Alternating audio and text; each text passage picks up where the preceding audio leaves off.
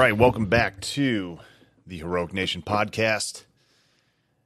I am finally getting done editing. I've got a ton of great guests that I've had on and no time to do edits. So if you are interested in editing podcasts for free, let me know. You're hired. Anyway, Nick Tuttle is my guest today. Nick is the founder of the company called the Mike Loop. If you are in law enforcement, I'm sure that you have seen his memes. He is a meme champion. His stuff is so funny. You can always tell like the meme pages that are actually cops and the ones that have done the job. And he definitely gets it. You know what I mean? So that's what kind of drew me in. And then all of a sudden, like I find out the product is like so effective and simple. And it was like I watched him on a podcast, I don't know, several years ago. And I was like, there's no way that the Mike Loop can be that effective for what it is being so simple. And he sent me a couple. And, dude, I'm telling you, like, I'm not being paid for this either. It is one of the best inventions for a street cop. Honestly, keeping that mic secured like that is so much better than the crap that I had before. We're getting ripped off and falling off and stuff like that. So, Nick's also a father of 14 years in law enforcement, and ended his career as a patrol sergeant and 6 years on a SWAT team. Like I said, he phased out of law enforcement as his company got much bigger. So he's got some great insight into transitioning from law enforcement to something else. You know, when to cash your chips in, man. And we also talked a lot about his current family situation with an accident that his son was in. And I mean, we all go through individual tragedies in our lives, and while the specifics are different, how we deal with them and the effect that it has on us as psychologically and physiologically, like that's pretty consistent, like with that stuff. So it's a great story and a great dude. Hey, this is Anthony again with Heroic Industries.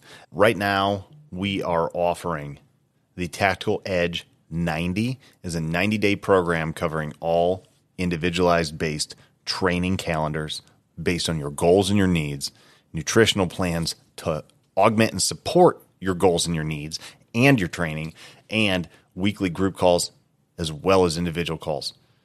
This is a program that typically runs for several $1,000s, and right now I'm really making a push to make sure that the right people get into the program regardless of price. I never want price to be a hurdle for anyone, especially a cop or a firefighter or a tactical professional, that money is a limiting factor. So this is going to be a name your price program, but I want to make sure that the people in are the right people. So if you're interested in this, then reach out, DM me, and we'll start a conversation. And with all that said, here is the episode with Nick Tuttle. So how you doing, man? Man, I'm making it. I know we talked offline the other day, and situation's still, the same. We don't really know where everything's going as far as, being here in Texas, away from home with my son and all. But we're working through it. I think each and every day we're getting closer to the end of that process. So we've been really public about the situation going on with my kid, especially whenever everything first happened. So I mean, it's not a secret. I don't know if any of the people that are following your podcast, or understand. But back in last April, on the April 2nd, my oldest son, he's active duty Navy. He was involved in a car crash, and he sustained a pretty severe TBI. So since that time, I've been away from home with him, taking care of him and helping him through his rehabilitation process, which since he's active duty, we're bound to the base that he is recovering at. So we're stuck in San Antonio, Texas, living in some barracks, which is 10 out of 10 would recommend to anyone.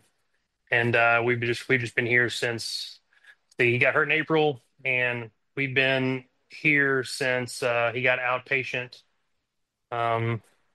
in July. So we've been living here since July, and I think we're seeing the end of this end of the line with this situation. It's just it's were you ever in the military? No. Yeah, me neither. So this is all crash course for me. But since he's active duty, he can't just pack up and go home. The Navy still owns him, but he has to go through the medical retirement process, which is just like a whole rigmarole of bullshit. Yeah. But he's healthy, man. He's doing good. I mean, he got a pretty bad head injury, so I mean, he's gonna need some help. But he's man. I mean, all we're just incredibly blessed that he's good. I mean, it was bad there for a while. He was in a coma for 24 days, but Wow. yeah, he was out for they had to keep him out. They had to keep him in a induced coma due to just pressure and swelling and things like that. But he pulled through, man. He's beating the odds, and he's doing good, man. So I can't ask for anything else. He's here with us. So Yeah. Yeah, could have been a lot absolutely. worse. Could have been a Yeah. lot worse. Yeah, so I mean, obviously like this is a big part of your life right now, and I want to make sure Yeah, we kind of work backwards and touch on like the business and your sure. police career and that kind of stuff. But like since this is so like you're dealing with all this right now, it was do you mind talking a little bit more about like the actual injury itself and what he's dealing with on the back end of that? Because there's a lot of people with from military to law enforcement, even like I think like college football buddies that deal with TBI, and Yeah, there's a whole lot of people of like misunderstanding about it, and especially in like because like I coach high school football a little bit, and like the amount of misapplication of concussion protocols and TBI for like just getting hit in the head. Like every time you get yeah, hit in the head is not a TBI. And what we're right. talking about here is a severe TBI. So the spectrum is like huge. So like can you kind of would you, I guess would you mind talking about like a little bit more about the mechanism of injury and then the symptoms that your son's going through and like what Yeah, you not guys at all. and what you guys are doing for rehab, and that kind Yeah, of thing. no, not at all, man. I mean, knowledge is power. It's nothing that's been a secret at all. I mean, we've chosen to be pretty open about it. So I mean, I don't have any issues talking about it. So he was stationed in Honolulu. He had been in assigned to Pearl Harbor for about 4 months. He got there in January, and he had a car, lost control of it. He ran into a like a barrier wall that caused a rollover accident, and he landed on top of it. So he hit it head on at about 60 miles an hour. He lost control and ran into the wall and flipped the car, and it landed at rest. Whenever paramedics got on scene, he wasn't breathing. They had to intubate him and took him directly to the level one trauma center that's there on the island. They did a phenomenal job, but he was pretty busted up. He had um, swelling in his brain. He had hematoma, and so he had an active brain bleed and 7 skull fractures. But the strange thing about it is like the only thing that was injured was his head. Like the rest of his body was just like totally fine. I think he had a couple of scratches. So I mean that was great. He didn't have like this polytraumatic situation where he's got broken bones everywhere else. So everything was localized to his head. So um, after the swelling and everything went down, so I mean they I mean of course they initiated all kinds of protocols and what they did. They had to monitor the pressures inside of his skull and things like that. And um, his injury is definitely more than what you would see on a football field. Yeah. Um, but for for a even if you collide helmets and you get a concussion, I mean that is an injury to the brain tissue. I mean that straight up, you know, and you have to treat it as such, or it doesn't heal properly. But in his case, he when they were able to finally get all of his MRIs done, and after all the swelling and everything went down, he was diagnosed with what's called a diffuse axonal injury, or DAI. And there are 3 grades to a DAI. There's 1, 2, and 3. 3 being the worst. that involves like, your full brain and some spinal cord. Um, his was a grade two, so like next to the worst that you can get. And the way that a DAI was explained to me was it's global injury throughout the brain. So basically, where the brain tissues, where the white and the gray matter meet, think of it like an orange inside of an orange peel. What happens is there's a shearing injury where the gray and the white matter shear against each other. So it separates those axons where they join and send signals. Um, so he had that globally, across his tissue. He had some injury to the corpus callosum, which is the separating um, piece of brain that connects the left and the right sides of the brain. And the majority of the damage done was to the bifrontal lobes. So, all those parts that involve planning, decision making, reasoning, those kind of things. And because his crash was a head-on collision that resulted in the flip, but I'm pretty confident that his head hit something. You know, we don't know exactly. And the reconstructionists, I mean, they documented what they could, but they couldn't. I don't think in their report they determined what caused his injury. They just broke down the crash. But but yeah. So going after that, I mean, it's been a huge learning experience, man. I mean, it's like drinking from a fire hose, learning about the brain and healing and everything like that through this process. I mean, I feel like I should be like a PhD at this point in like neuropsych, Right, like right. neuro shit. But Yeah. uh, yeah, uh, he started to come out of his coma. He has many a ton of medication, so he had to like wean off of that. Literally, like detox and go through the withdrawals of being on just copious amounts of medication to keep him induced in this coma. But as he started to come around, things started to kind of come back online. It's like rebooting a computer, man. It just takes time. And you know, he started speaking as soon as we got to Texas, like the first day. That was May 14th, I think, May 14th or 15th. He started talking to me. Um, Still, a lot of post amnesia, a lot of confusion, and it's just something that's just kind of had to work itself out.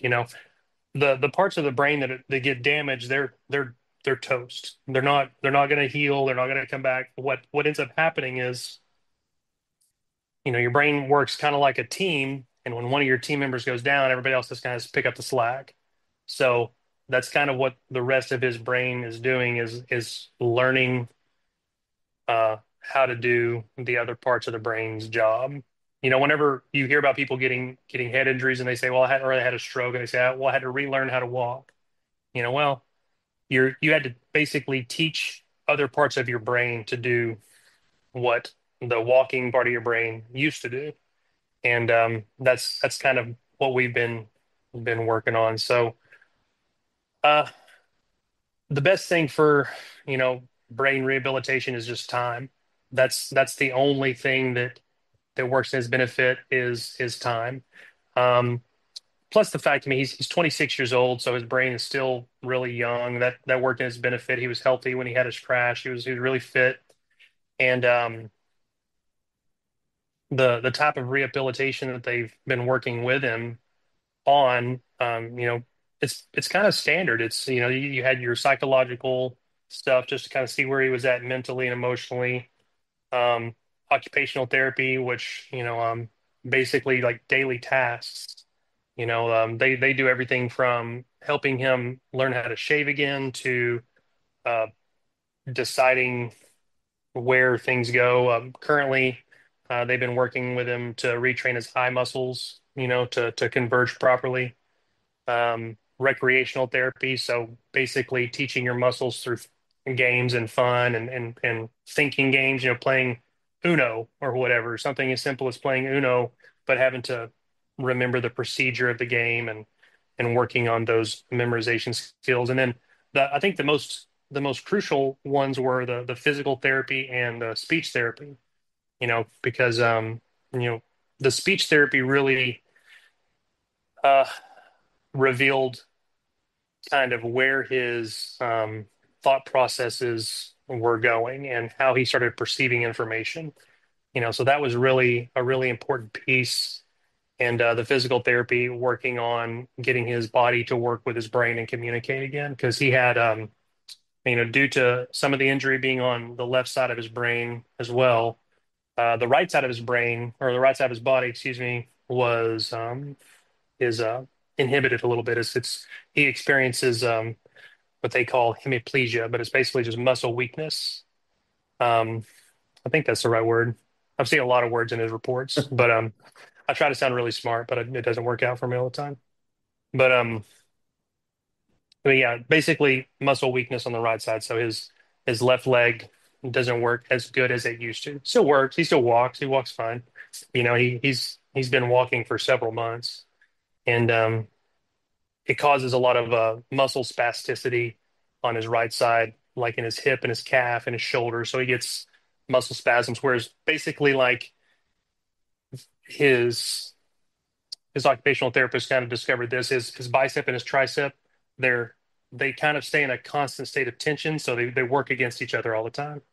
So that translates into tension up into his shoulder and up in his trapezius and things like that, which can be worked out through, some mobility work and massage and things like that. But I mean, ultimately, it kind of comes back. So it's just going to be something that we have to train out and just keep working on. It's just going to be just a grind, you know. Yeah. No, absolutely, man. That's so just listening to that, it sounds to me like issues that you deal with are mostly like motor control and like muscle organization of like the neural pathways to muscle contraction and stuff like that. Is that accurate or Yeah, because I mean that's definitely part of it. I mean, yeah, there's a whole lot of stuff involved, outside of just the physical aspect of things.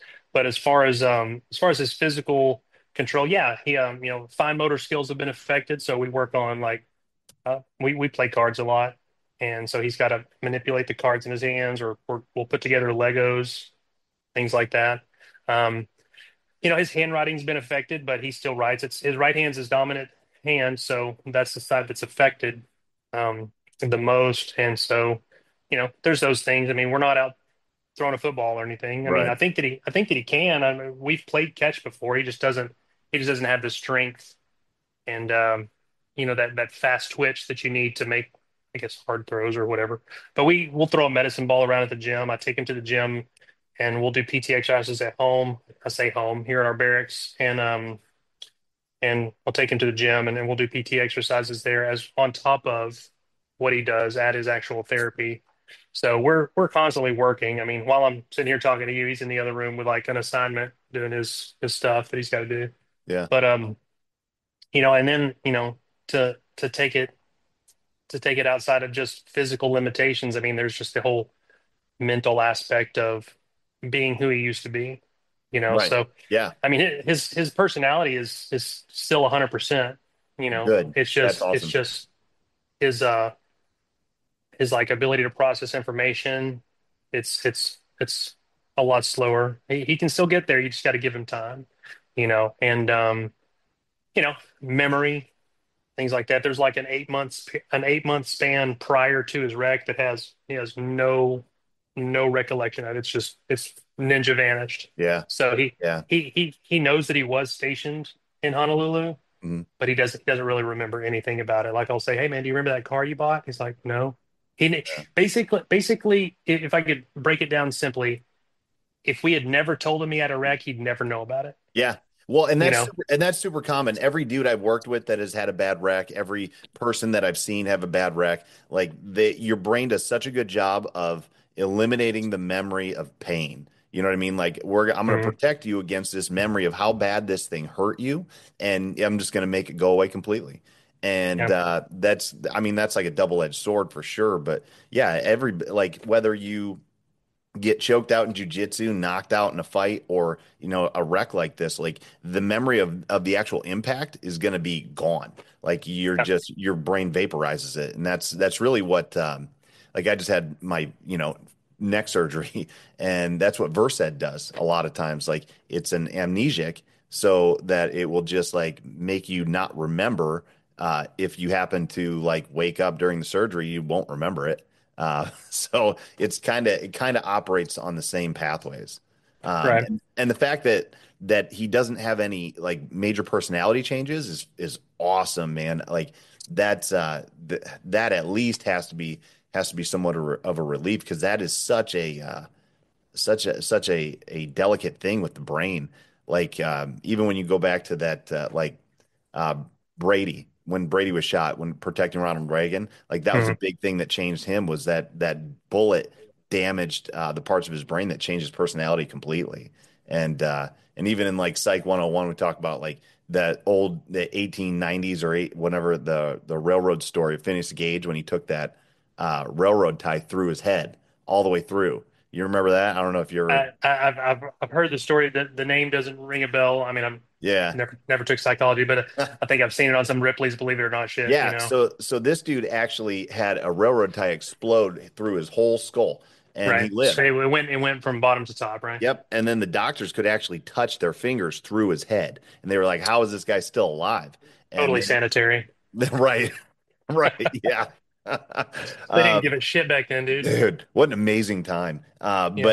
But the big thing with him was like it changed his personality so severely. Like he was basically like ostracized from society. They were like, dude, you got to get out of here. And then he Yeah. ended up dying. But yeah, the fact that he doesn't have that is like, I would be so grateful. It's like we still have you. We just got to work on some new physical, uh,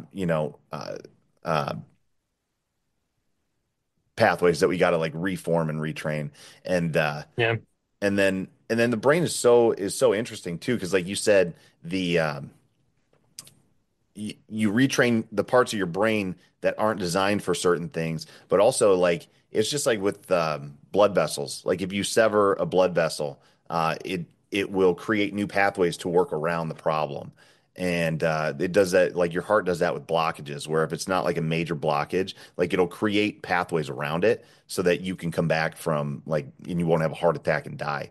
And your brain does the same thing with apraxias and aphasias. I don't know if you guys talk about that at all with like can't find the words. I can't remember the words. I use the wrong words for different contexts. Um, the, your brain will find workarounds, like the neural pathways will change to get from point A to point B. Whether like it's in a straight line and that damage occurs, it'll find a zigzag route to get to it.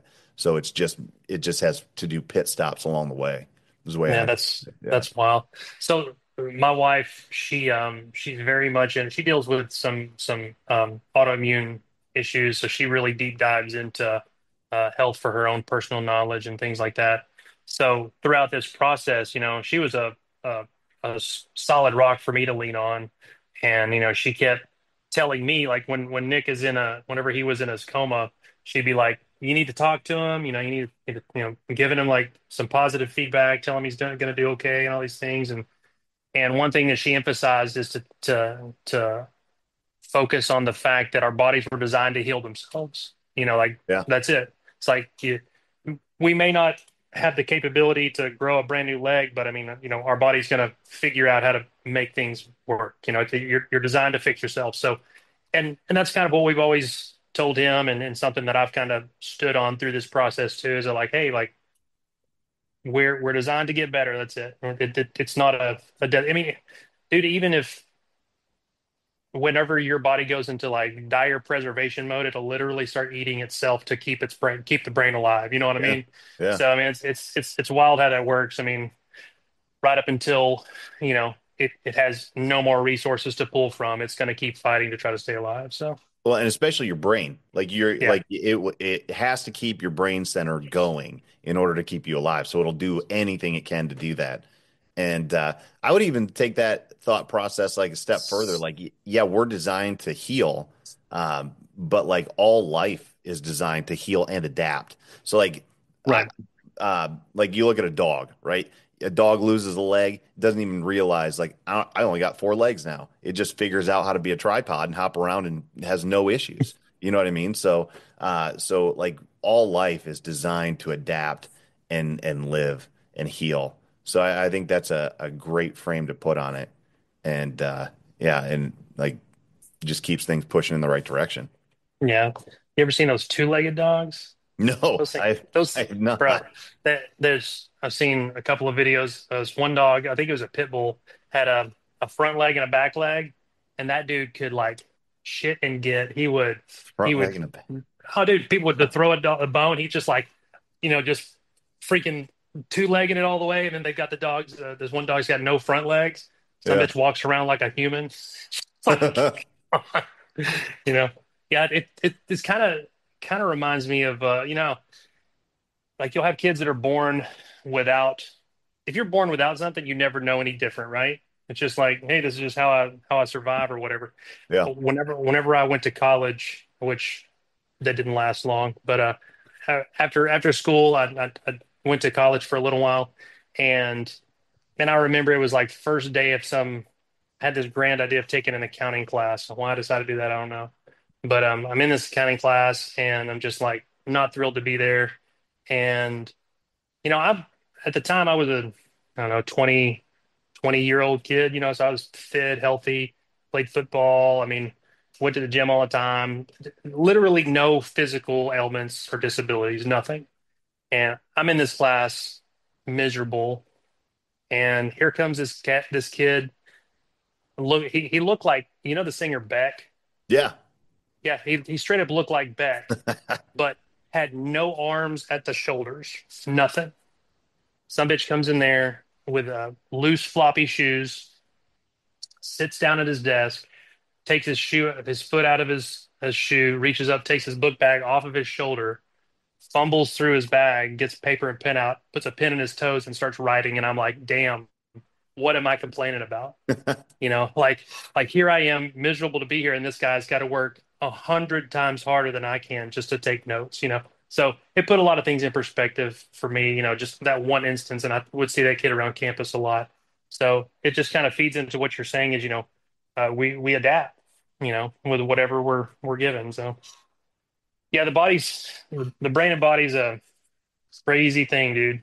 Crazy thing. It blows my mind sometimes, especially this situation's put things in a much different light than I had before, for sure. Yeah.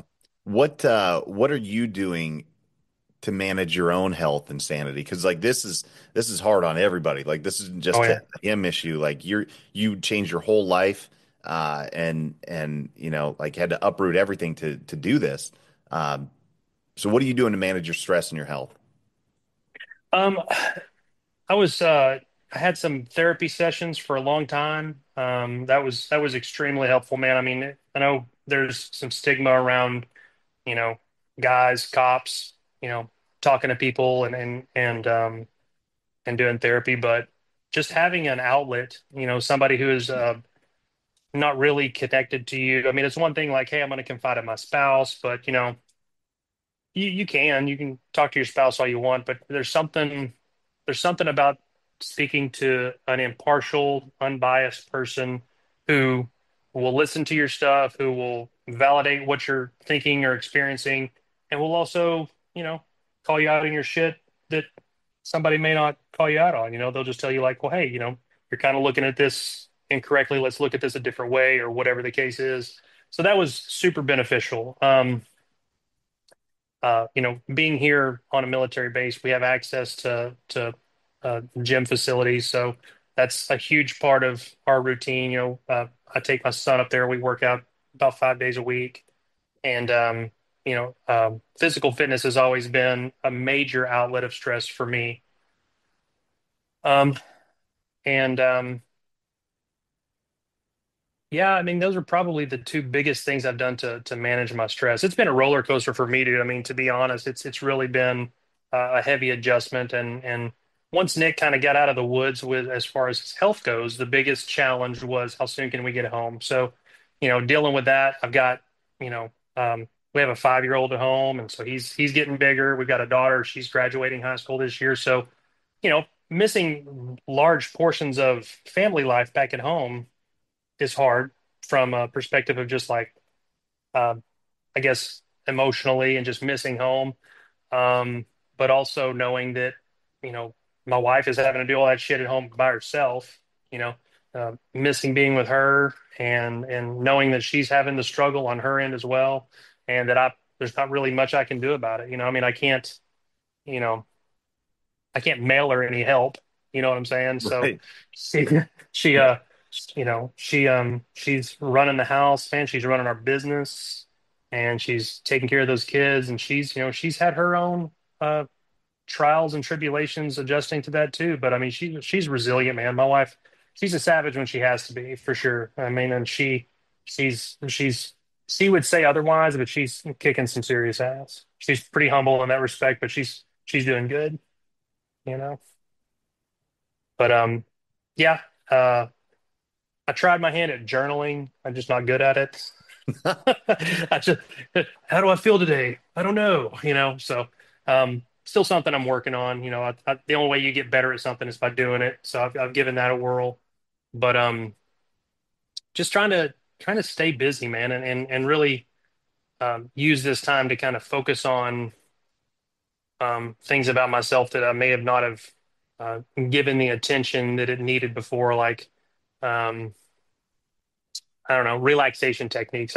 Being back home, we're just blowing and going all the time. And then by the time it's time to chill out, we sit in bed and watch a little TV and go to sleep. And then it's up, making the donuts again the next day. Right. But, here there's definite downtime. So I'm able to kind of focus on, um, I can actually have time to sit here and work on some mobility or, um, relaxation or whatever, trying to calm my brain down and think about things, um, I guess a little differently. But those are things that I've grown to rely on as far as like managing my stress. And I mean, it was super stressful for a long time, dude. I mean, it was rough for a while of just adjusting. And I think I think with any situation you've got going on, if you can push through the hard stuff, you kind of get to some homeostasis where you can be okay with where you're at. Yeah. So, you know, Yeah. So, just kind of unpacking some of the stuff you mentioned, like most of the stuff you talked about was like mental health related, stress management related. And then the yep, last thing you said was like, typical military base, right? Like you're staying very mission focused, right? You're mission focused with the business, with your family, with your son. Like you have several missions that are all kind of like yep, pushing the same direction. So that's easy to stay focused on, because you're clearly good at doing that, right? But there's more downtime that you have where it's like hurry up and wait, you know, yeah, and for sure. and and there's not a ton that you have direct control over because your job is to just be there and wait, and Yeah, just be there and support. So no amount of anxiety, stress, worry, action that you can take can push this process at all. exactly. So Yeah, all it's going to do is burn you out. So that anxiety and stress is going to activate your sympathetic fight or flight system, right? So I'm sure that's where you were straight out of the gate. That's where I would have oh been yeah, for months. oh I probably would have been there, just like yes. sleeping 2 hours a night, drinking caffeine, and just being like hairpin trigger mad and stressed out and like 100% go all the time. Were you here? Like, were you here? But your body will only last so long doing that. And the fact like you're kind of making the connection of like, all right, I have to learn how to downregulate and shift my nervous system or I'm gonna die, and then Yeah, I'm gonna be a casualty of this too. And that's really good. And how you do that, breath work, journaling, counseling, like it doesn't really matter. Like you just find the style that works for you where you can feel your nervous system shift. And the big thing for most people is you have to identify what that shift feels like, whether you use cold exposure or journaling or breath work or a combination of it. Once you feel it and you're like, I'm pegged, I'm sympathetic, I'm a 10 out of 10, and now I can shift it down to a 6. Like, oh, that was interesting. I feel calmer now. Let's do more of that, and yeah, let's like you just try to find what works, piece it together, and then you learn how to do it more effectively. No one's perfect at it. And the real interesting thing about this, and this is going back to brain dynamics, is that like when you get stressed, you go into sympathetic fight or flight. Like you can't prevent that from occurring. Like it just happens. Right. But the issue is once it happens, you identify it, know what it feels like, and then consciously ask yourself, do I want this? Is it going to be helpful? Or is this do I not want this? Do I need to back it down? And Yeah, that recognizing it is key. I mean, yeah. that exactly what you're describing is exactly the mindset that I had, whenever I was a cop, is recognizing, okay, cool. I'm in full adrenaline dump right now. What do I need to do? I need to think. I need to calm myself down. Whenever I would get, we'd be going to a hot call, or if I'd be in a pursuit or something, I could feel it. I could feel it rising up. You feel that adrenaline just dumping in your body. And so identifying that and having that self-talk of just like, cool. I would literally be talking out loud going, I need to calm down. I need to calm down. I need to calm down. And telling myself that. So I'm speaking it and I'm hearing myself saying it. And so I'm slowly gaining that control back. So I can still have that, adrenaline reaction as far as being able to have the benefits of that adrenaline, but it doesn't go into full control. And I think that we see that a lot with long, well, hell, man. I mean, Kenny shared that video today that we were talking Yeah. about. That was my take on that exact situation was that guy's like, he's not thinking, man. That's his frog brain working.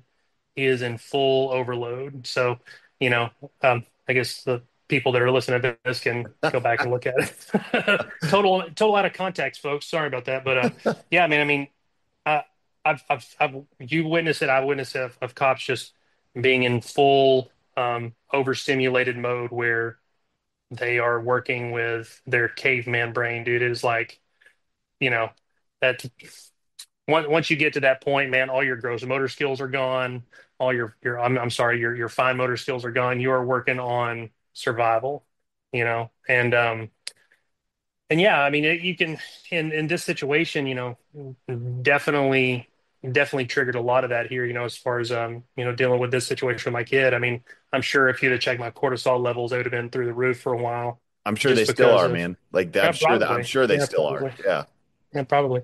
But managing that and just like GI Joe used to say, man, knowledge is half the battle, and Yes. that's really it. If you can understand what's going on with you, you don't have to fight that anymore. You can work to figure out the problem, and knowing the problem is the biggest step, and then you can do a workaround to find the solution.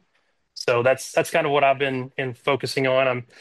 There are some things that you can do with your lifestyle, man, that kind of help that. Something that I've always, well, I say always, over the last several years, I've been more focused on, the food that I eat. Nutrition is going to be a huge impact of just your overall health. You know, the amount of food you eat, the quality of food you eat, and everything.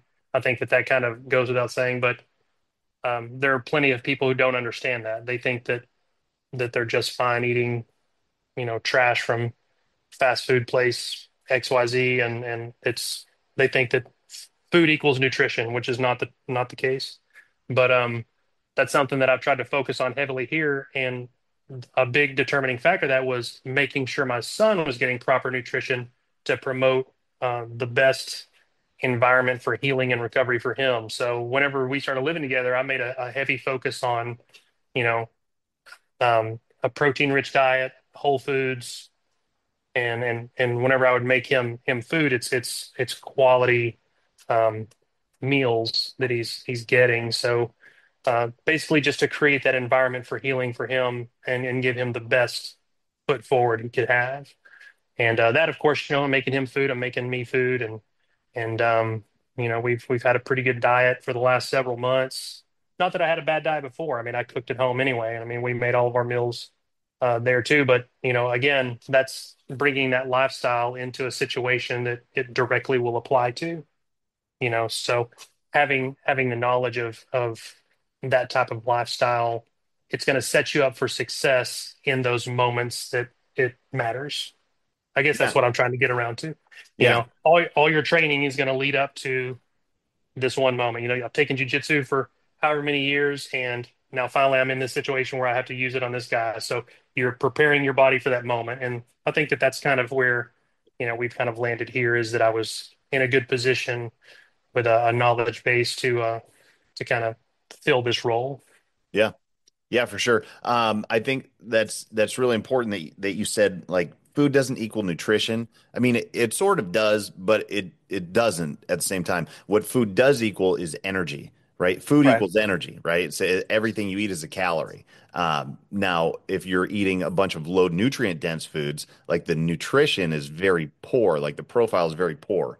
Um, and like you gotta remember like, it doesn't matter until it matters. Like as far as food quality and nutrients and like the way you've kind of like organized your life and your habits and where you get your food and nutrition from until all of a sudden like you're like, damn, I wish I would have invested a little bit more Right. in my physical being so that I could recover from this damage, or whatever it is. But I don't know. Have you ever looked into, and I don't know that this would be an exact correlation, but you're the second person I've talked to this week about it. I talked to I think a trooper from Pennsylvania who had a crash. It was not as severe as your son's, but he's I think off work currently for TBI, Mm. so I started doing a little bit more like research into some old stuff that I heard from years ago during CrossFit and CrossFit football and John Wellborn. I don't know if you're familiar with him at all. He runs Mm. Power Athlete Radio. He's played in the NFL for like a dozen years, I think, is like super huge, like a CrossFit OG from way back in the day. But he got a brain scan after he left the NFL, and it showed, brain trauma and like, all kinds of stuff from playing a decade of NFL football as an offensive tackle. Like I would imagine there's some brain trauma that comes with that. A lot of And collisions there. a lot of just using your head as a battering ram. So against the biggest, strongest athletes on the planet, right?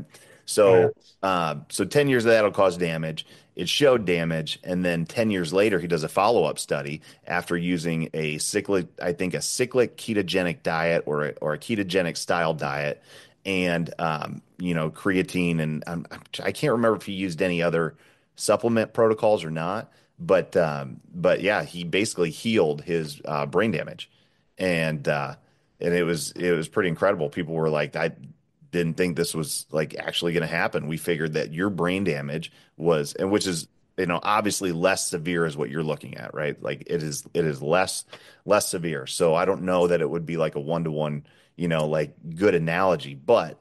That said, I've heard that multiple times using like a type of ketogenic based approach specifically for brain trauma. You ever look into that or at all or anything? No, I have listened to some other fitness and nutrition and health podcasts, and they do talk often about how um, diets rich in quality fats. I'm not saying just go and eat some bullshit fat, but you know, eggs, fish, red meat, something you're going to get some quality fats for. It's good for the brain because the brain is made of fat. So you know, feeding it um, the nutrition that it's kind of made of. Maybe that's not a really good idea of saying like, well, if you eat fat, it's going to make your brain better because your brain is fat. So that's not what I'm saying. But uh, those type of diets that are, lower in carbohydrates and sugars, um, and having a higher fat content like ketogenic diets is beneficial for the brain. So heavy emphasis on, your uh, omega threes and stuff like that. What is the type of fat that they were referring to? I can't remember. But oh, MCTs. That was a big part of Yeah. the guy that I would listen to. He would always push like MCT. MCT is good for your brain health and things like that. Now he never spoke about it in terms of trauma to the brain, but just for overall brain health and longevity. This Yeah. guy he would talk about a lot of like anti-Alzheimer's type situation. Yeah, it would stand to reason that those things would correlate. The question would just be like how much. And like Right. there's good data coming out about creatine use for cognitive function, brain trauma. TBI, like that kind of stuff, like 10 to 20 grams a day even of creatine. Damn, Yeah. that's a lot.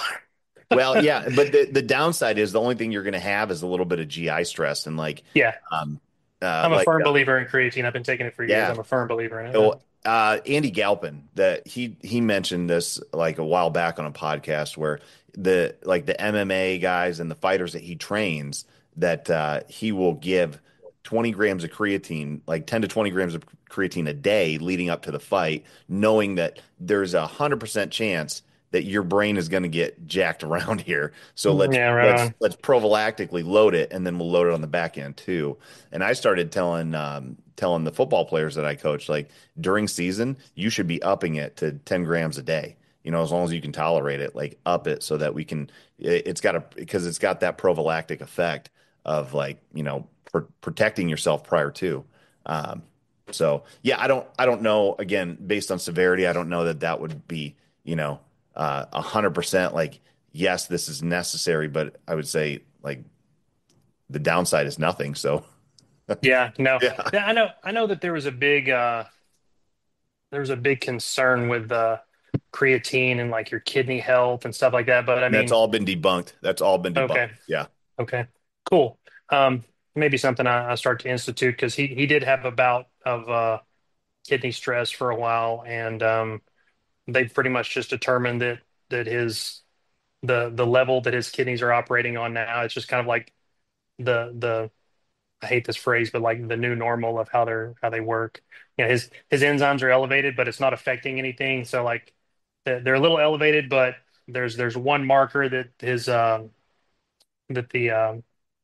kidney doctor said that was still good. He said so just because those are elevated, this is good. He said there's no stress being put on them that's unnecessary. So um, I think I mentioned something to him at the time about creatine, and of course he's a kidney doctor, and he's just like, well, I don't know if I would do that. It's just like, okay, whatever.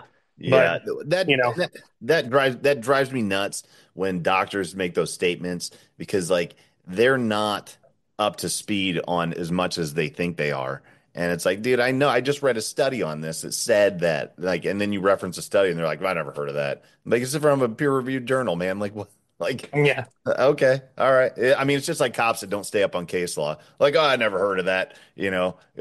Graham v. Connor. What's the Fourth Amendment? Like, all right, dude. Like, you're terrible at everything. So, yeah, yeah, for true. Hey, I'm guilty of it, man. I mean, I was telling Kenny the other night, whenever we were, or last night, whenever we were talking, that I'm embarrassed to say that I've learned more case law being out of law enforcement than I ever did in law enforcement because it was at my agency, it was just not something that was stressed really hard, which knowing what I know now, like if I could go back, I would tell myself, hey, idiot, this is important, do this. Or as a I was became a patrol sergeant in 2017, and I left in 21. So in that span of time, I would have driven the guys that worked for me to emphasize that as well. So I mean, hindsight's 2020, dude. I mean, it sucks, but it's just how it is. I'm fortunate that I never had any run-ins where that became super important. well, I mean, a lot of times, like you stay up, like even if you don't read the entire, like the entire case law, like the entire case or whatever, as long as you understand like the prosecutor updates and the basics of it, then like Right. you're good. That's all we need to do. We're not at a burden where the Supreme Court has said these guys are cops. They don't have to be lawyers, right? Now, if you can get that knowledge base and become an expert in it, like more power to you. But as long as you understand the prosecutor updates and it's like, oh yeah, this tint law is changing and I don't have the PC for this based on XYZ anymore, Right. or like, plain smell from a house is not just kick the door in anymore. Like this is not how we're at. Darn. Right, yeah. So like as long as you understand the basics of it and how it applies to the Fourth Amendment, like you're okay. But like, dude, we had a deputy chief. He's since retired, but he was on the stand. This was probably before I even got on, so like almost 20 years ago.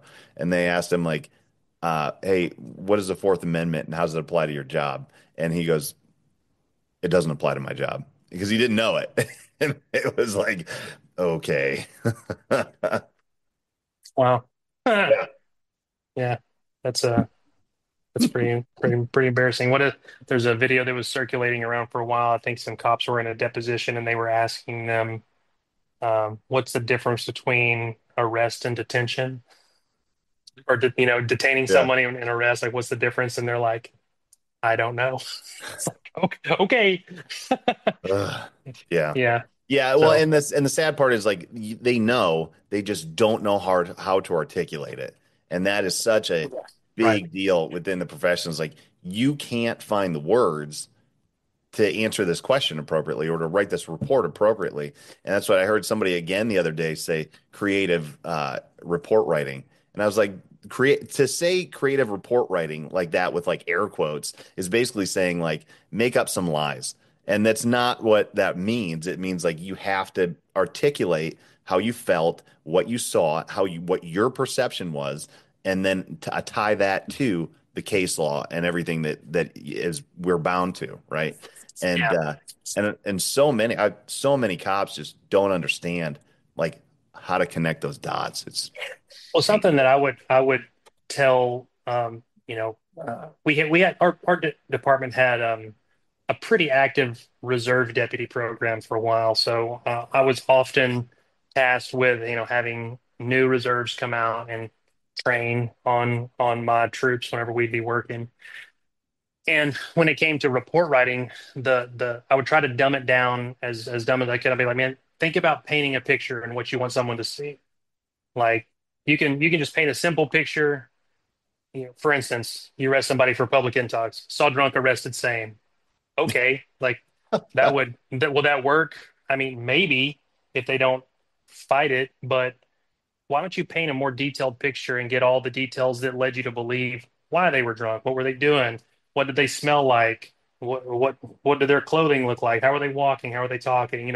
Those kind of things. And the idea of painting a picture just seemed to be a really good analogy, um, to teach them how to do that. So their reports would get better over time. You critique their reports or whatever, and you just got to make people think because I mean, when it comes to telling a story, I think a lot of people, they leave out a lot of the minutia of what was happening. I'm not saying you got to start every report out by, it was a dark and stormy night, kind of a situation, but you definitely want to be able to articulate your experience, um, without, you know, when you say like how you feel, you kind of need to leave, emotion and stuff out of it. But what did the situation feel like? It made you, um, what was your perception? I guess you could say, the person had their hands in their pockets. They refused to take their hands out of their pockets. So I drew my service weapon out and gave them commands. Totally reasonable, but you got to articulate that. You've got to articulate, you have to build your why. And if you can get other people to understand your why, understand, what you're doing and why you're doing it, um, it's easier to get them on your page. Yeah. That's And that's I that's would convincing. That's convincing the jury or that's convincing the judge. You've got to get them to see it from your perspective. Yeah, but I would go back to what you said about feelings and not including feelings and emotions are very critical to getting people to buy in, right? Because they have to be able to feel, not only see the picture, but feel it and be able to put Right. themselves in that context. And if they don't, they're just going to be like, whatever, I'm not that interested in this guy's, like story here. Now your opinions on things, There you go. That's the word I'm looking for. those like that's not your job, right? You can have your opinion, but like that's not your job. But your feelings and emotions in that moment are going to dictate and explain why I drew my gun because my feeling and emotion is that I'm scared of shit. Sure. So I'm Right. pulling my gun out because I think I might have to shoot this guy because I think I'm going to die, right? Or there's a likely chance that this guy's going to try to hurt me and this is what I need and I'm afraid. And that's okay to say. And people are oftentimes like think that that's a lie. It's like that's not a lie. Every time I pull my gun out, I'm worried I'm going to get shot. That's why it's there. Yeah. No shit. No, I mean, yeah, I was afraid every single, I would say I was afraid every single night, but you run to a situation, Yeah. shit, yeah, I'm afraid, No, but it's just, I think that's absolutely accurate. Were you afraid? Yes, I was. I had some semblance of fear and activation of that same sympathetic nervous system that we talked about. You know what I yeah, mean? it's inevitable. It's Right. inevitable. Yeah. Yeah, for sure. Trying to think. I had something good I was going to say and I totally lost it. I love it when that happens. It's my favorite. So tell me a little bit about like, let's talk about the business side of things. Like, how did you go from being a cop into Mike Loop and yeah, let's talk about Yeah. So, I'll try to hit the Cliff's notes of this one because I tend to that. overtell this story. But yeah, essentially, man, our product was never, our business was never meant to be a business. My idea for our, this device that became the mic loop was simply to fix a problem that I was personally having with being able to keep my radio mic attached because it annoyed the shit out of me that with it coming unclipped. I'm sure you've ran into the same problem. I think every cop has ran into the same problem with, you have your radio that's attached to your belt. It's attached by like a coiled wire, and it has your hand mic that you clip. Most cops clip it right here at the shirt or at the shoulder, and it's held on by just like this flimsy ass little plastic clip with a spring, and it's grossly under engineered for what it's supposed to be for. But I had tried to find other products. We're not the only product that does a microphone retention. I mean, there are several other products that do it. The majority of the other products out there rely on your shirt buttons to attach it. Some form of a button to secure it. And I had tried those, and I didn't feel good about the idea of this plastic little circle button securing the device that I needed to call my backup with. Because I mean, if you're like any other person on the planet, you've had a button pop off your shirt in some fashion, and then just putting that added stress of something pulling on it, it just didn't work for me. And I didn't like the way it sat. So I made this janky ass little device one day that stuck to my body armor and hooked it in. I was like, oh wow, cool, this will work. It's good, and just went about my day.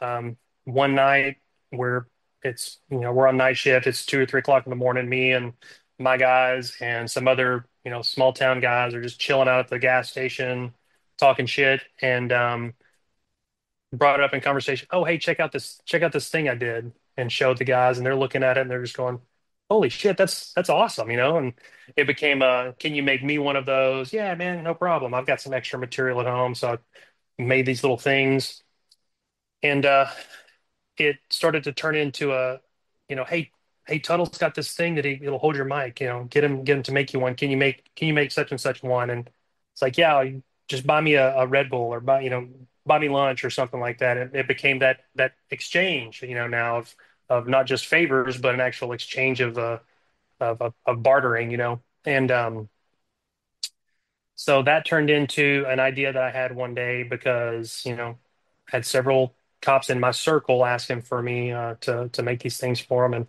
and one day I decided to change it up a little bit and actually put it to a sewing machine and sewed it together and made it more strong. And I told my wife one night, I was just like, hey, I think I'm gonna like post these on Facebook and just see what happens. I'm just gonna like say like $5, like if anybody wants one or whatever. So I had some just extra, just trash material. They didn't even look good. I mean, if I can find the picture, I'll send it to you later.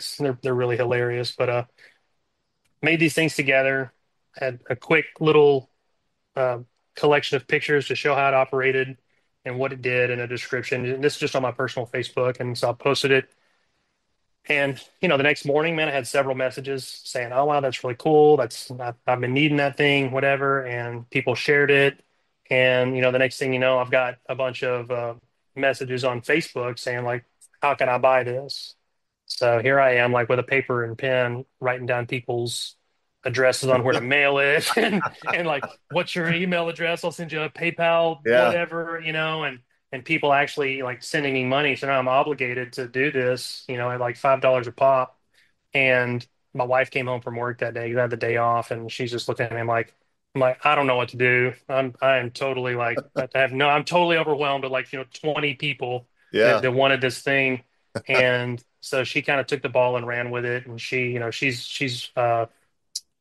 she thinks about problems way differently than I do. And she built a website around it. She built a point of sale system. She associated with all this stuff. And man, she essentially, um, I guess she built our business off of that product. So I mean, she made it happen. We came up with a name for it. There's obviously a lot of thought that went into the name.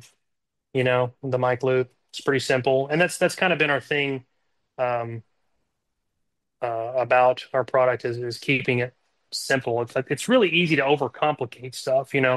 And we found a solution that worked and it worked well. It had been field tested, by me personally as well as other guys, and we started marketing it, and it just grew into something.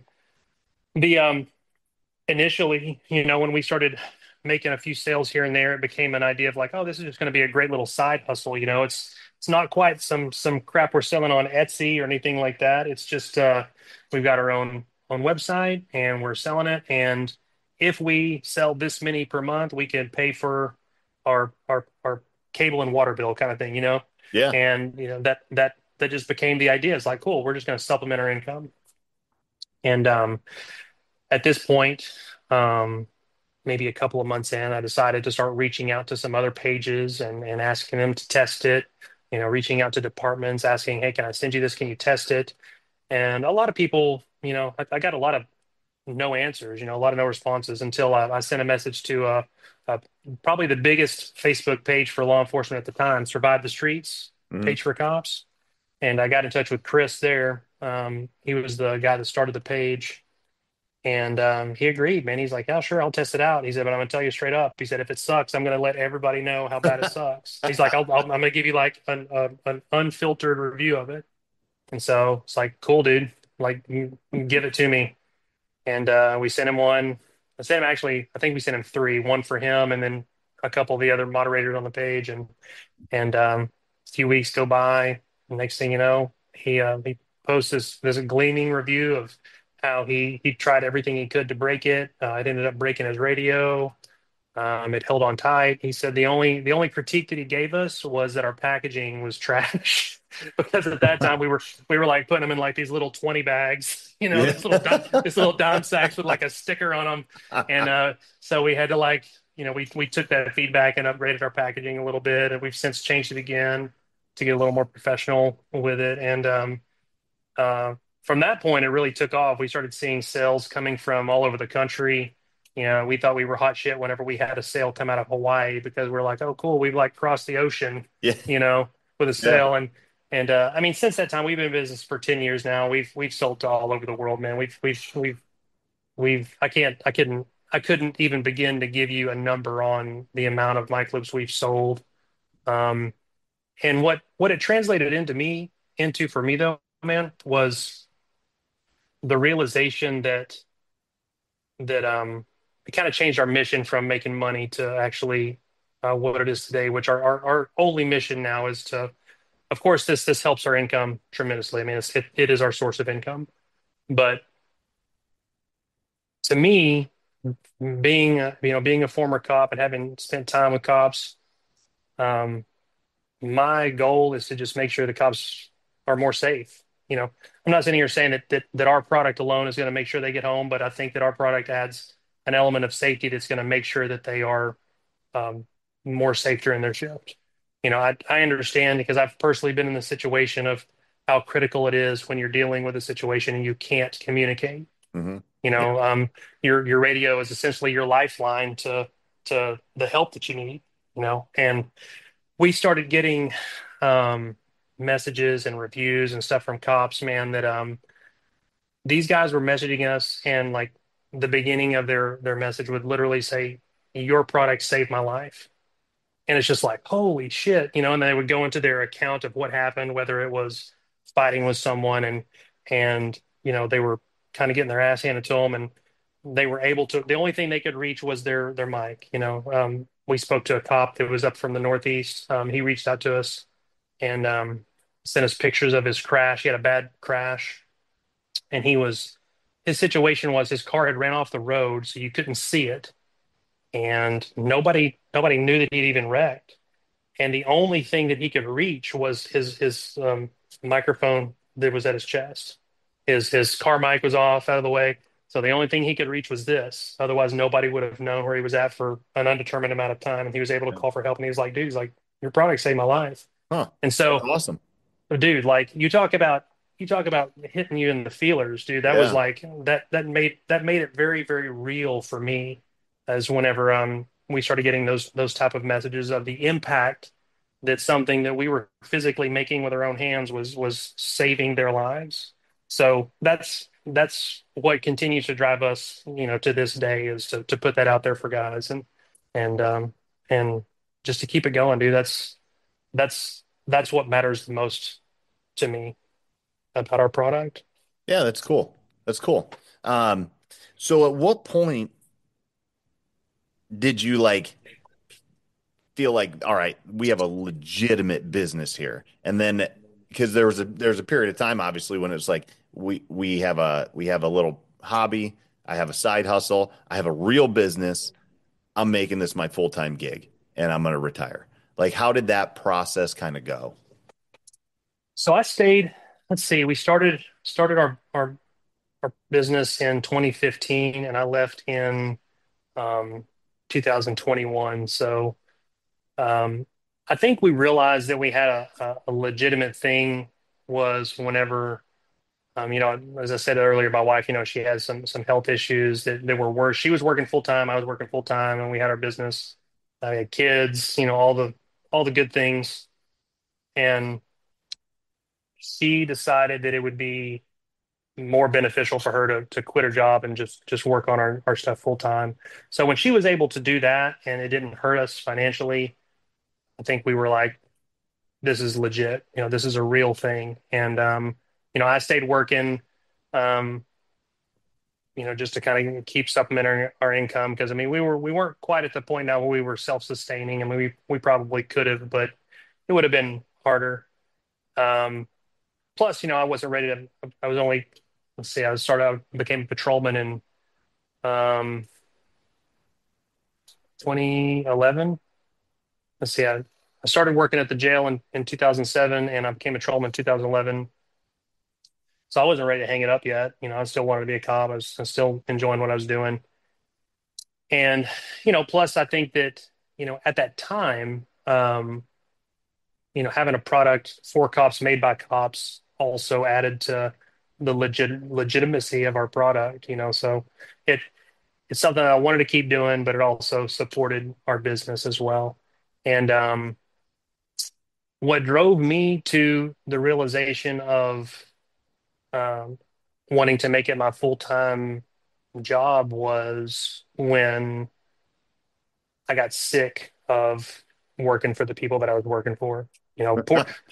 Poor leadership drove me to make that decision of like, I'm done with this. Yeah. Um, it came to a point where I told my wife I was just under just tons of stress. I was like, I think I came to her one day and I was like, working for this sheriff is bullshit. When can I quit?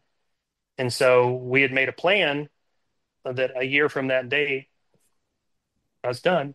I was just gonna quit. Fast forward, and we made that decision in 2020. I think, know, pre-COVID, we were kind of talking about this. And fast forward, well, let me take that back. It's probably the end of 2020, early 21, whenever we were talking about that, because I left in 21. And we had said by my birthday of 2022, I was going to quit. Um, in 2021,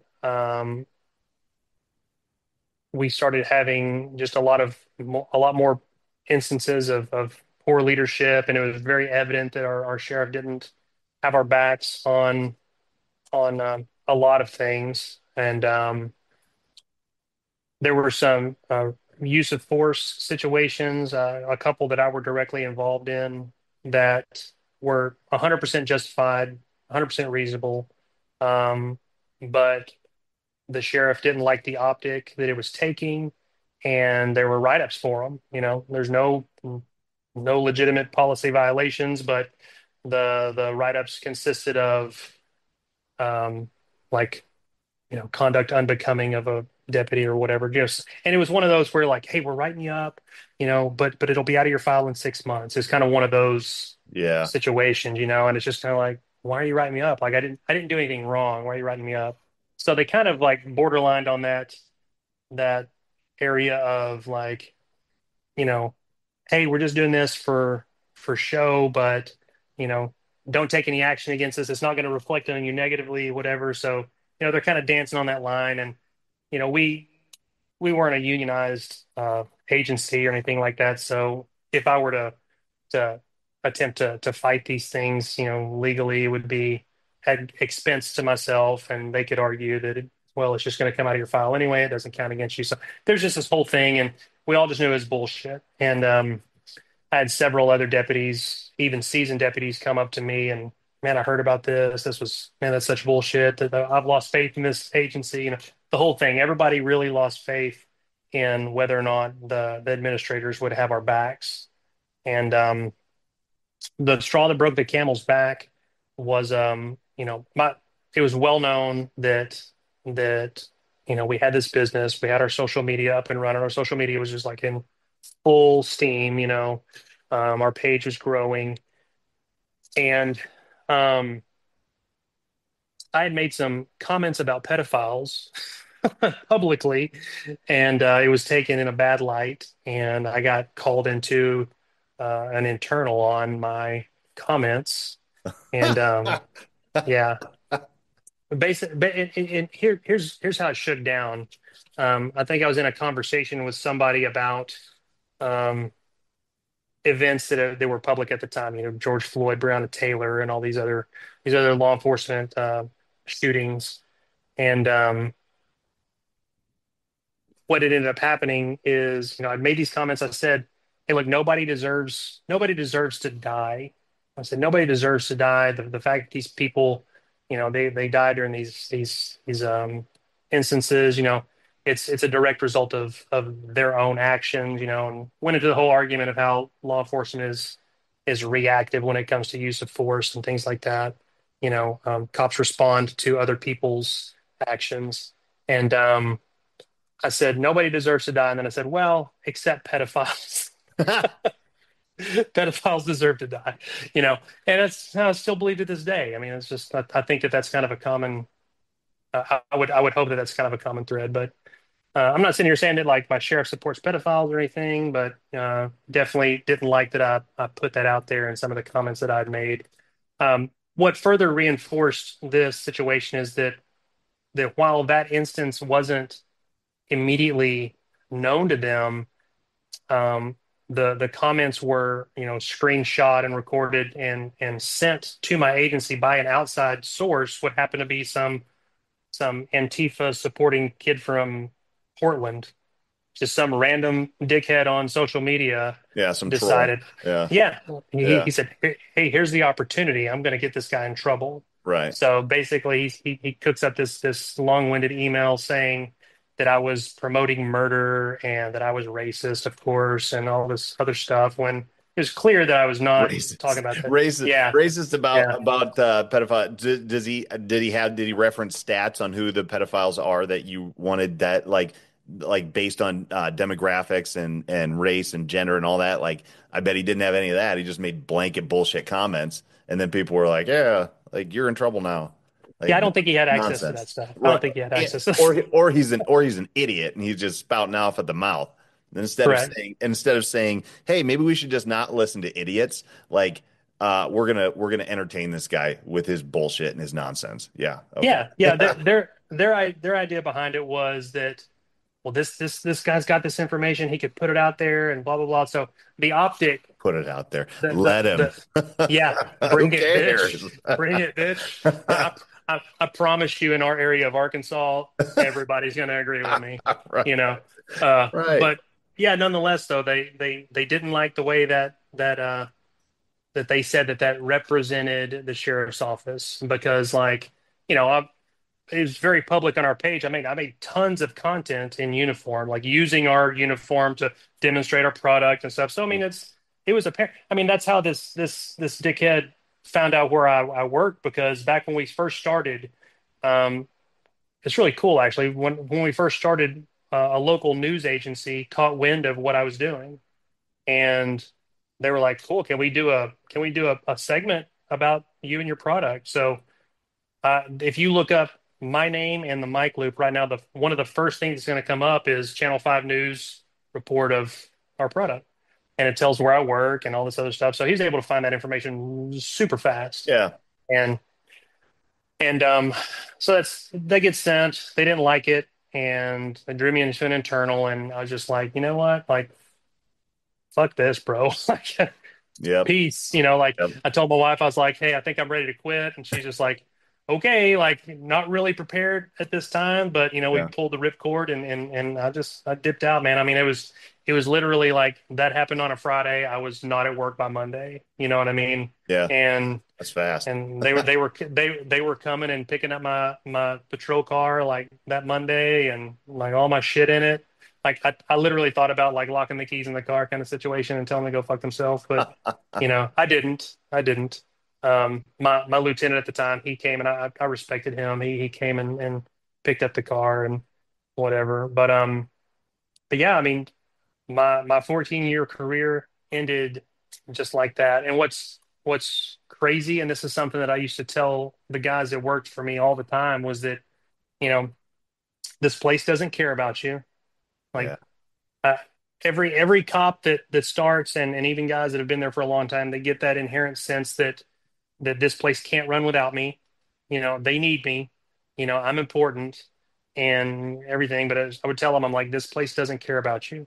Yeah. They just get that out of your head. There's no brotherhood. The only brotherhood is what we have here working together. Like I've got your back, you've got mine, period. But this agency as a whole, like they will chew you up and spit you out. And this machine will run as soon as you leave. It's going to keep going. And and if you got killed today, there's going to be somebody jonesing for your job before the ink is wet or the ink is dry on your death certificate. Yeah. That's what I would tell them straight up, and that's exactly what happened, man. You had people chomping at the bit for a new sergeant position that was open. I mean, just like, hey, Yeah. hey, can I have his car? Can I have his car? Like all of Right. that, and it's just they had my position filled like I had never even been there. Vultures. So yeah, yeah, totally, totally. Yeah, I think we talked about that a little bit. It's like, and that's once you figure that out, it's super disappointing. But at the same time, once you understand, oh, this is how it's supposed to be. And it's like that in Arkansas. It's like that where I'm at. It's like that where in New York or out east or out west. It doesn't matter. The agencies themselves are not designed to care about you. They can't. And they're not supposed to. Now we are supposed to care about each other, right? That's where like people say the blue line brotherhood is dead or it's bullshit or whatever. And it's like, no, it's not. It is fully alive with the people. Like you just have to be able to see it for where it Right. is. And once you do Yeah. that, it's almost freeing because you're like, oh, when somebody gets promoted to a command position, they no longer are designed to care about me. And it's kind of like, well, from a personal standpoint, it's kind of disappointing. But from a structure standpoint, it's like, yeah, okay, that's fine. Like I understand your politics are going to be more important than our relationship. I get it. You know what I mean? Like you're part of uh the system now. You're part of the machine, and the machine is not designed to care about me on a personal level. But on a good point, it's good because like I've been off for a few weeks now for a month with neck surgery, and like so I'm not part of our SWAT team. I'm not on the road, and like nothing happened bad because I wasn't there. That's actually really good because I know my friends aren't going to be impacted by me taking another 4 weeks to heal. So Mhm. like that's a good thing. And that way I have time where when I do want to retire, I can move into something else and like that structure is going to keep working, you know? So Mhm. it's kind of like good and bad, I guess. Yeah, I think understanding that, you're the guys that either work with you or for you, they're totally capable as well. Yeah. And I think that comes into like a mutual respect thing of just like, oh, you can handle this, you've got it while I'm out. Touching on what you were saying as far as like promoting to a leadership position. I think you guys covered it on a different podcast. Discussing how strong leaders moving into those other positions. So it's one thing I was talking about to uh to Kenny was how, in my opinion, being a patrol sergeant was like the sweet spot of law enforcement because you can still do you can still do cop shit, but you also are the barrier between administration and your guys on the street, and your sole job as a patrol sergeant is not to be the boss or be in charge, but is to support your subordinates. Like that's your job is like all of don't you go do your job, I'll take the fallout. You let me deal with the upper stuff with brass and administration, and I will make sure none of that falls onto you, and I will make sure that you get all of the things and opportunities that you need, and that's the standpoint that I took from it, and that's how I tried to lead my troop. But the rough part is those strong sergeants rarely promote higher because they don't fit the mold that the upper administrators want.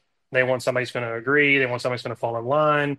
They don't want someone who's going to necessarily oppose what they're doing if it doesn't work for the guys that are actually boots on the ground doing the work. And I think that when you do have strong leaders that do promote into those upper positions, your captains and lieutenants and even maybe even chiefs or assistant chiefs, if they can maintain that mindset of, you know, yeah, my job is up here, but because I'm in this position, I have more influence on what happens. I'm going to make sure that what happens fully supports the people that are below me, and if you can keep that perspective of that your actions need to support what they're doing, not just telling them what to do, I think that makes all the difference.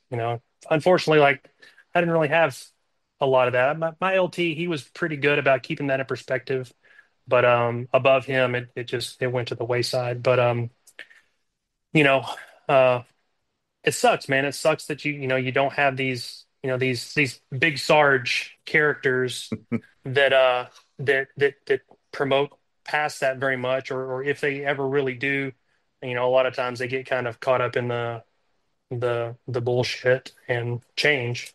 Yeah, it's hard to be surprised by it, and it's hard to like. I don't even get upset by it anymore. It's like, oh, this dude was a team member on our SWAT team, and now let's say he gets promoted, and this is just hypothetical. So I don't want somebody to come back and be like, you were talking about Sure. this person. Like, I'm not. But it's like the entire dynamics change. It all changes. So it's like from a from that standpoint, it's like, okay, well, I guess this is just kind of like par for the course. But I will say that the dynamics that really need to be addressed and looked at from developing a leadership, like a real leadership hierarchy, is um, merit ranks versus political appointments. Like Sure. that is where I see it fall apart. Where it's like, all right, most departments that I've and dudes I've talked to, it's like once you get outside of like one level of merit promotion, the rest is like maybe a lieutenant spot, but like sergeant you test for, and you get promoted based on merit, and then lieutenant, and or maybe one other rank up, but all the rest are all just like, hey, I like you. You're my buddy. And I'm going to put you in this captain spot, or I'm going to put you in this chief spot, or I'm going to put you here, or the mayor really likes you here. And they just jockey it all around. I don't even think people have to do resumes for that kind of stuff. They're just like, it's all Yeah. backdoor deals and handshakes. And it's like, Yeah. if that's how it's going to operate, like then you're going to have is the good old boy system that everybody bitches about, or the DEI system that everybody bitches about. Like it's kind of the same. So if this is where you're going to have things and it's going to be based on political appointment, like is what it is, man. It's all politics. So Yeah. then the real question for leadership is how does a frontline supervisor like you were and like you're describing, how do you filter that out and maintain like the motivation and desire to do the job the way it needs to be for the patrol level guys? Yeah. Because you have to be the filter and you have to be the funnel and you have to kind of like protect them from the political trash so that we can go out and do the job, you know? Yeah. Yeah. But prior to me becoming a patrol sergeant, I started doing a deep dive into leadership and wanting to learn more about it. I had no knowledge of leadership. I hadn't really had a ton of great examples on how to be a good leader. At the time, I was the corporal on my troop, and I had a sergeant who he's a weak supervisor, man. He wouldn't make decisions, and he let his ego lead the way a lot of times. He let his stripes like walk into the room before he did. You know what I'm saying? And uh, I was very frustrated having to essentially lead the troop from my position and then be maybe overrun by his authority over whatever. So I became very frustrated in that position. The first time that this was the first time that I was like ready to quit. I was super ready to walk away from the job at that point.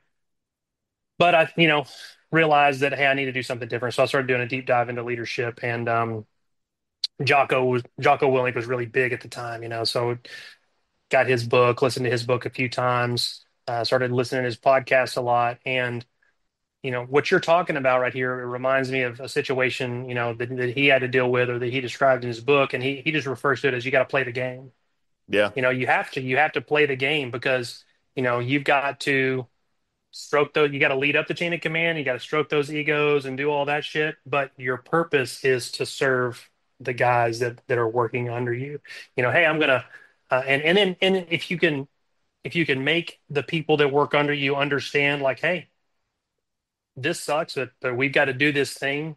I know these people are trying to micromanage us, but why are they trying to micromanage us? Maybe we need to do a better job at explaining what we're doing to them so they understand and that we are capable of doing the job, whatever the job may be. But also, hey, I'm going to give these clowns what they want so we can get what we want and need and do what we need to do, and operate how we need to do. So, um, I think that if you can maintain that. I mean, like dude in his book he talks about, he's over his task unit. He's this lieutenant commander or whatever, so he's the big dog over this group, but he also has to report to a higher command. Same thing with a patrol sergeant or even like a lieutenant. You are over this section, but you still have to report to a higher command. So what can I do to keep them happy so we can get what we need to do our job?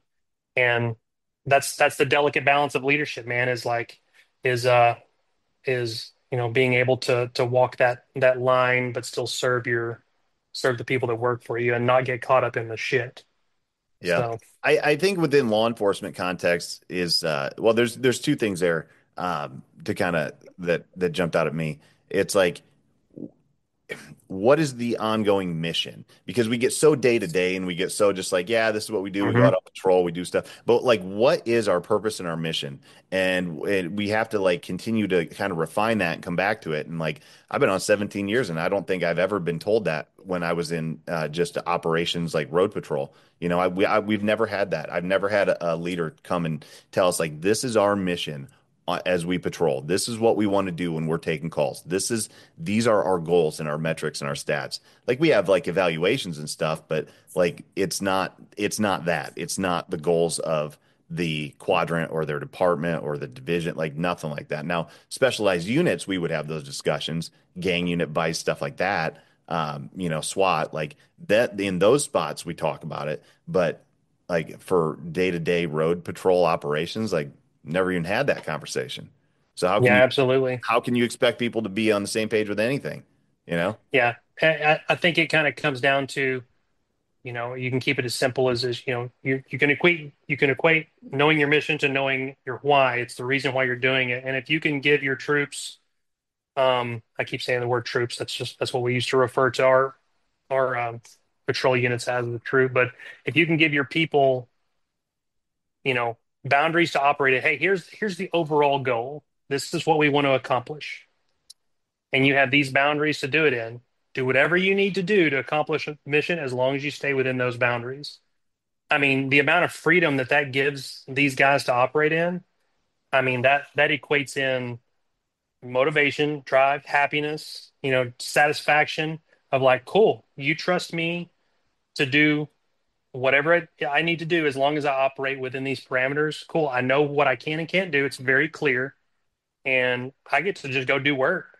Yeah. And as long as you have that mission inside of, you know, we're going to operate within these boundaries to accomplish this goal, I think that everybody um, can gain tremendous satisfaction. I think you'll keep a healthy and happy crew doing that. I mean, it's I've worked at jobs, man, before when like, I don't know what the fuck I'm supposed to be doing, but I'm here, I'm getting a paycheck, and like, cool, like I'm getting a paycheck for doing essentially nothing, but there's no satisfaction. Right. The money doesn't bring you happiness. The it's accomplishing tasks and goals and that success for a bigger purpose. I think that's what it kind of comes down to is like what is that bigger purpose? Yeah. We all need it.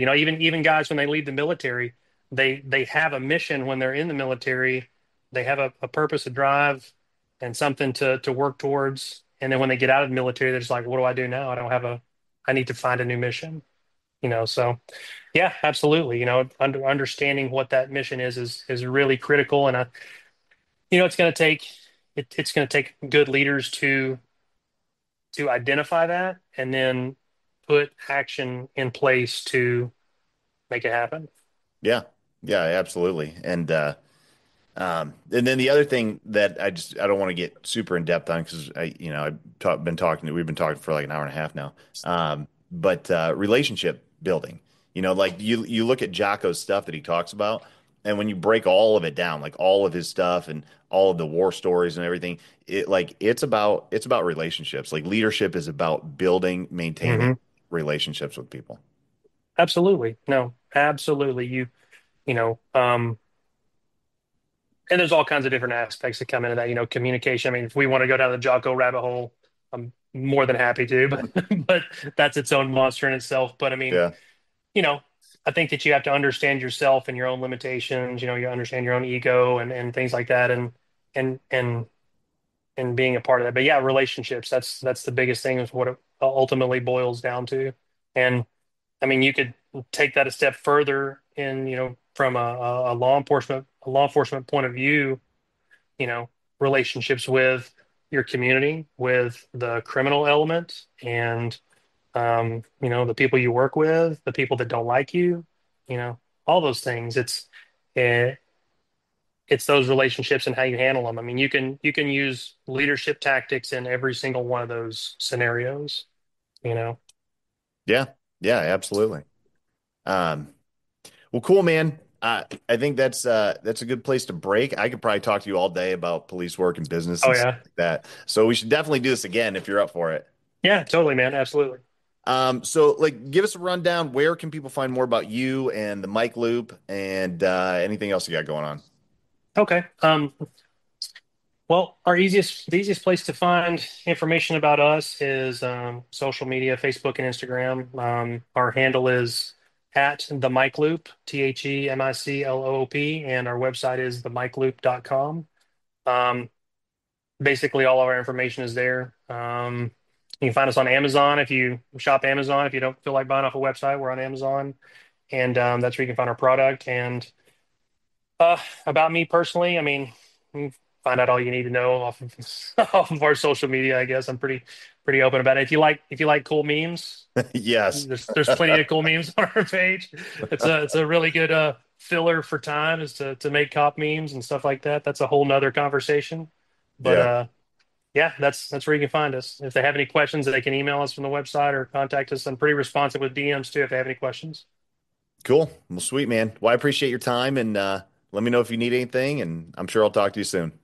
I appreciate it, Anthony. Thanks, man. See ya.